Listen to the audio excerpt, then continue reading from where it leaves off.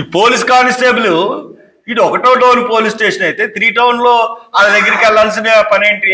మామూలు కలెక్ట్ చేసుకోవడానికి వెళ్ళాడు గంజాయి మామూలు. ఇటువంటి ఆపరేషన్ అన్నది మొత్తం ఆంధ్రప్రదేశ్ అంతా జరుగుతుంది. ఈ సీఎంలు, డీజీపీలు వీళ్ళంతా రొచ్చు.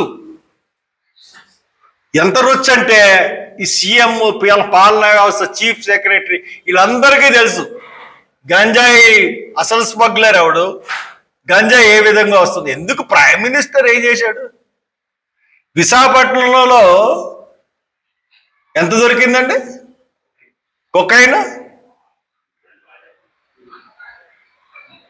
250 టన్నుల కొకైన్ దొరికితే 8 నెలల పడిన దానిలో కొకైన్ ఆనవాళ్ళు లేరన్నాయి. అది ఇన్ఫర్మేషన్ ఎవరిచ్చారు? ఇంటర్పోల్ ఇచ్చింది.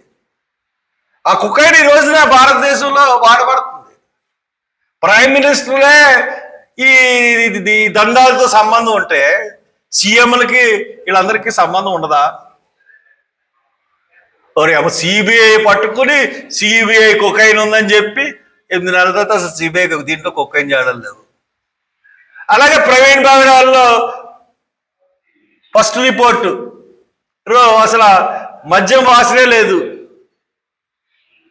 లాస్ట్ రిపోర్ట్ వచ్చేటికి మద్యం ఆనవాళ్ళు ఉన్నాయి, ఇతేలాలకాలు మద్యం తాగాడని నమ్ము. పోలీసులు కేసుల్ని తిమ్మిని బమ్మి చేయగలరు, బమ్మిని తిమ్మి చేయగలరు.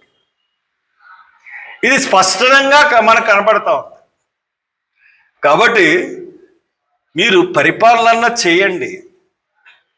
యదో కబుర్లు హైదరాబాద్ నేనే కట్టాను, కంప్యూటర్స్ మొత్తం సైబర్ సిటీ అంతా నేనే చేశాను, సెల్ ఫోన్ నేనే కొనుక్కున్నాను.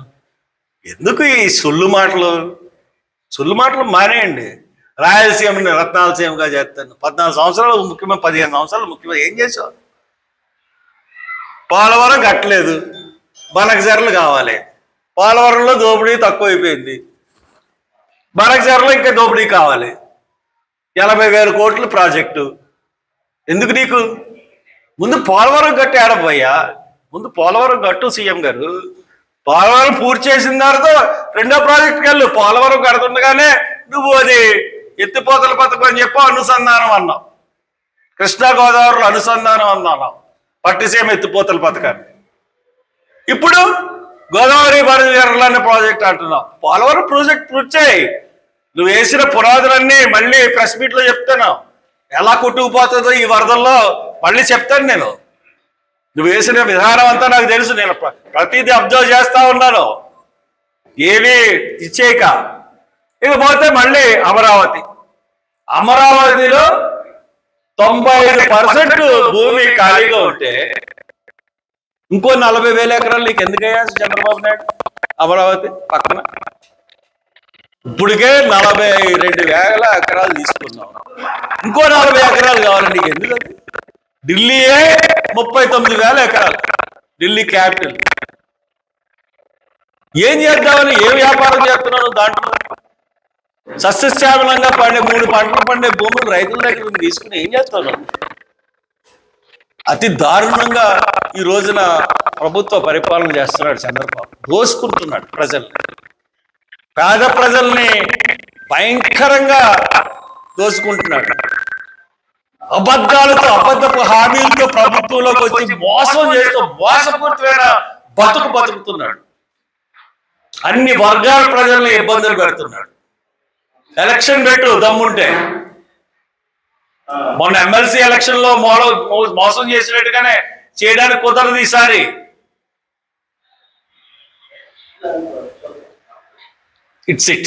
That's it. సంఘంలో ఇన్ని వ్యవస్థల మీద అడిగితే ఒక్క పోలీసునే కారణం చేస్తారు మీరు. రెవెన్యూ కానీ లేకపోతే హాస్పిటల్స్ కానీ ఎడ్యుకేషన్ వ్యవస్థ మీరు ఎందుకు ముందుకు ఎప్పుడు చేస్తారు మీ మీద? అంటే మీకు అన్ని తెలుసు కదా. మరి ఒక్కడాలో బ్యానర్ గారు కూడా చెప్తుంటే బాగుంటుందా? సీఎం గారు ఇక్కడ చెప్పారండి నిన్న. ఏం చెప్పాను? ఒక చనిపోయిన వ్యక్తిని గౌరవంతో మాట్లాడాలి. ఏం చెప్పాడైనా పాస్టర్ ప్రవీణ్ అన్నవాడు సహజ మరణంగా చెందితే దానికి